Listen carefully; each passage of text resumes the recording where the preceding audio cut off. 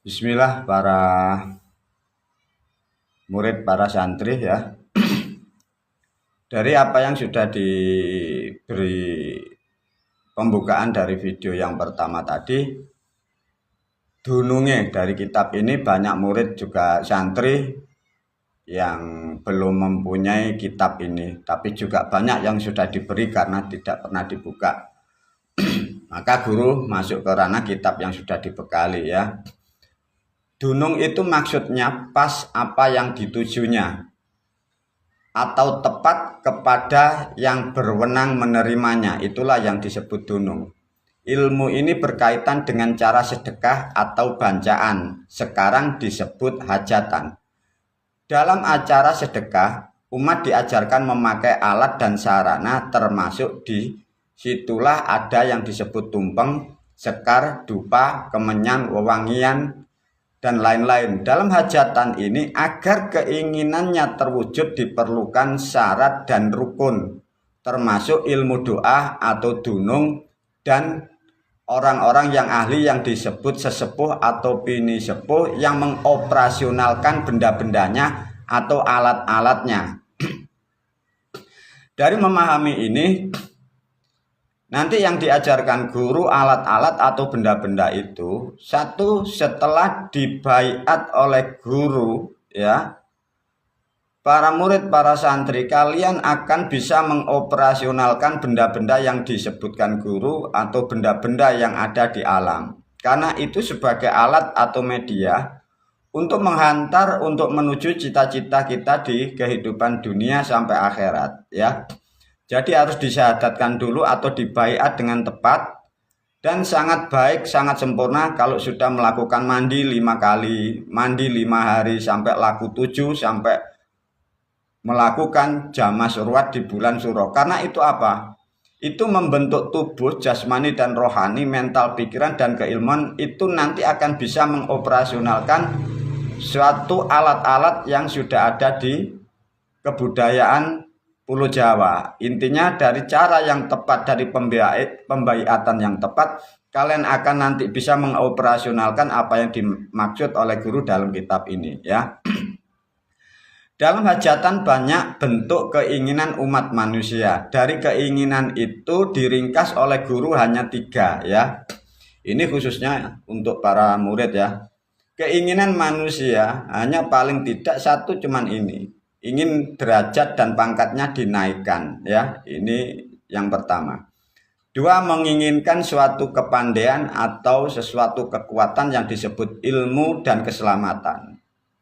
3, manusia rata-rata menginginkan kesuburan atau tambah rezekinya. Jadi guru menyimpulkan kebutuhan manusia itu hanya 3, derajat pangkat, ilmu dan keselamatan, kesuburan atau rezekinya.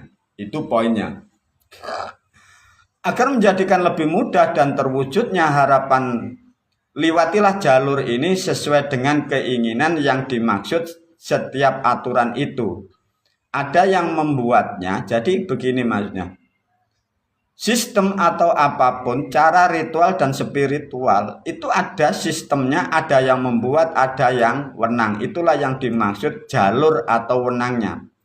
Di antara 3 dari pangkat, derajat, ilmu, keselamatan, dan rezeki, khususnya para murid, para santri, melalui video ini guru membuat cara atau menyarankan ya. Di sini diberi judul tawasul atau wasilah ya. Tawasul atau wasilah itu satu contoh kalau kita sering kirim doa khususon, nah itulah yang disebut wasilah atau tawasul. Tawasul atau wasilah, kembali lagi, itu bukan bahasa Arab ya, bukan bahasa Arab. Wasilah itu maksudnya silsilah, urutan, tahapan. Itu bahasa Jawa ya, biar paham ya. Wasilah itu sama dengan juga trapsilo atau urutan.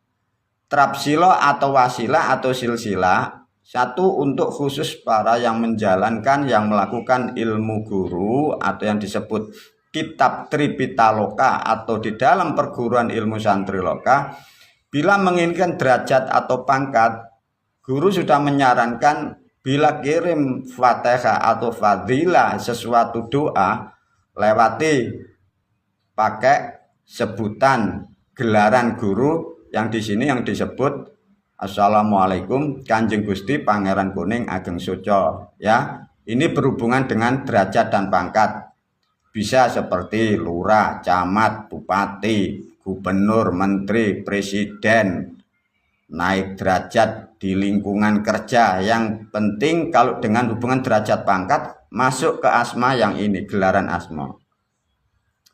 Yang kedua, barangkali mendoakan diri sendiri, mendoakan keluarga, atau mendoakan orang lain nanti bila mengharapkan ilmu atau kepandaian atau kecerdasan atau juga yang disebut dengan keselamatan keluarga. Satu contoh pernikahan, khitanan, atau agar pandai pendidikannya, masuk gelaran asma yang disebut di sini Kanjeng Syekh Mustafa Waliullah alaihissalam. Ini trapnya ya, biar tidak nyimpang nanti.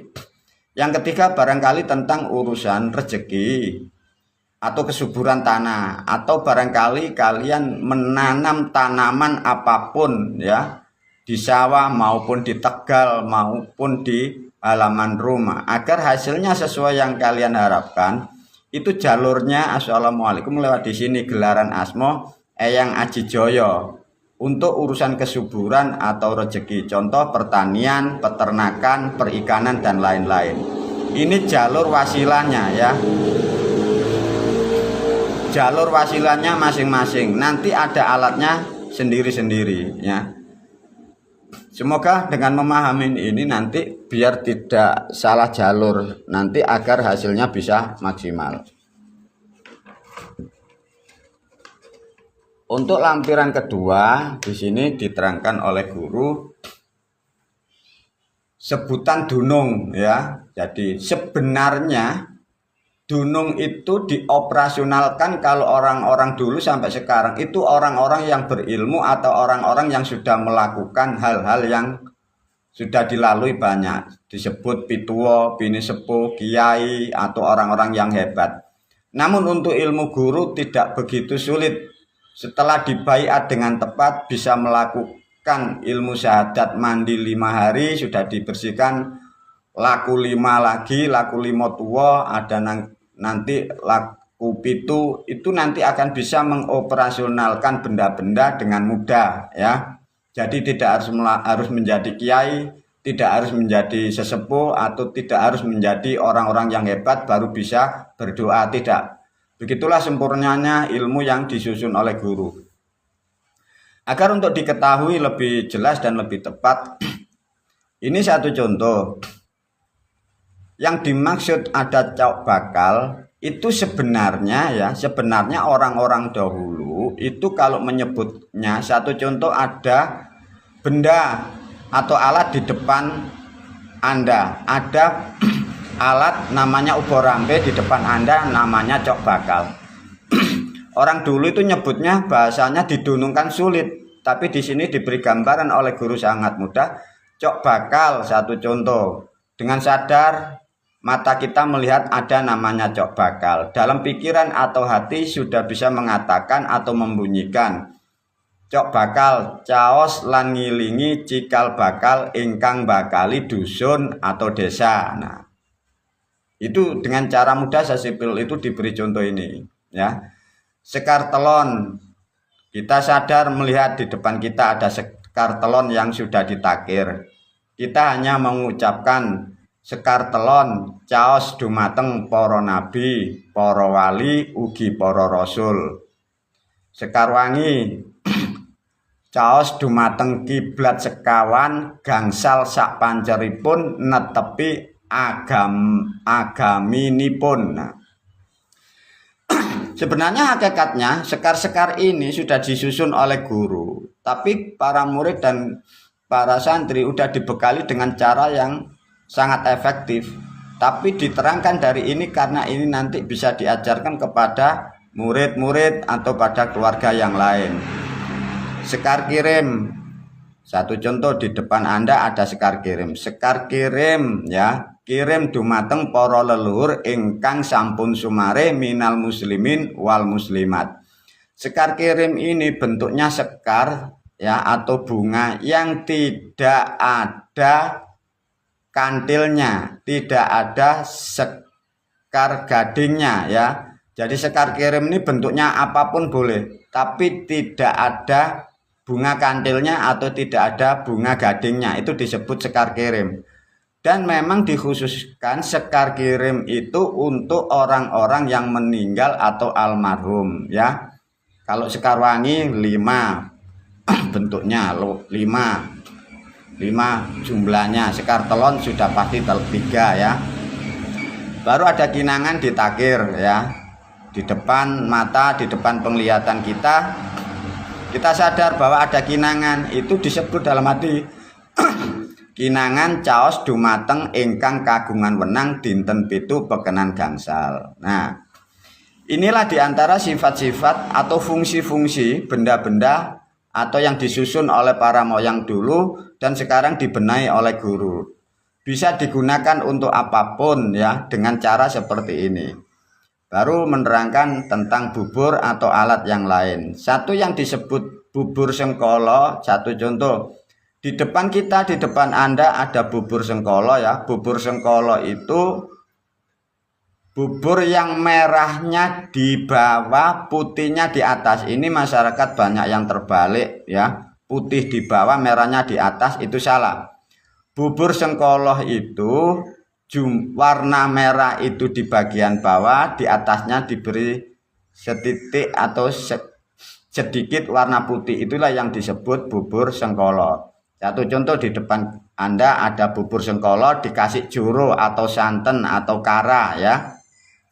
Bubur sengkolo ya dibaca ilang sengkalanipun si jabang bayi, namanya siapa? Nah, artinya para murid, para santri kalau sudah dibaiat, sudah melakukan laku limo, sudah disucikan tubuhnya, Anda bisa mendoain keluarga kalian masing-masing, bisa mendoakan orang-orang lain, bisa mendoakan murid-murid Anda ya, dengan cara sesimpel ini ya. Bubur sengkolo ilang sengkalanipun si jabang bayi itu diteruskan katut angin dawah wonten segoro nilo. Ada yang menyebut lagi katut angin dawah wonten segoro ler, sama. Caranya kalau ini dipakai dengan tepat seperti apa yang diajarkan guru, itu hasilnya nanti maksimal. Lantas bagi kalian yang tidak bisa mengerti bahasa Jawa, maka diberilah tuntunan semacam ini. Karena ini password, bahasa tidak bisa dirubah ya. Ini password yang pokok ya. Bubur putih di depan Anda atau mendoakan orang, di depan orang itu ada bubur putihnya. Bubur putih sedoyo kesalahan si jabang bayi siapa itu pikantuk pinaringan pangapurane Allah Subhanahu wa taala. Didoakan padangoh lampaipun sedinten suwengi dijangkung dino meneh utawa dino sesuk. Di sini diterangkan juga bubur abang. Bubur abang nyuwun sehat lan kuat jasmani lan rohani, ditambahi rezekinipun arupi donya bondo atau harta benda. Bila dipahami dari cara-cara seperti ini, para murid, para santri, sebenarnya sulitnya begitu para leluhur mau membuat doa-doa seperti itu. Tapi para murid yang tidak bisa mengoperasikan dengan kalimat-kalimat ini, sudah ngikut aja apa yang disarankan guru, itu hasilnya pun sudah lebih maksimal. Mengapa guru menceritakan video ini? Karena banyak yang kurang paham, sehingga nanti akan lebih ngerti sejarah asal-usul tentang yang disebut ilmu. Artinya dengan sedikit kaset ini, para murid, para santri bisa mengetahui fungsi dari cok bakal, sekar telon, sekar wangi, sekar kirim, kinangan, bubur sengkolo, bubur putih, dan bubur abang. Demikian video yang kedua ini, nanti dilanjut video yang ketiga. Semoga bermanfaat.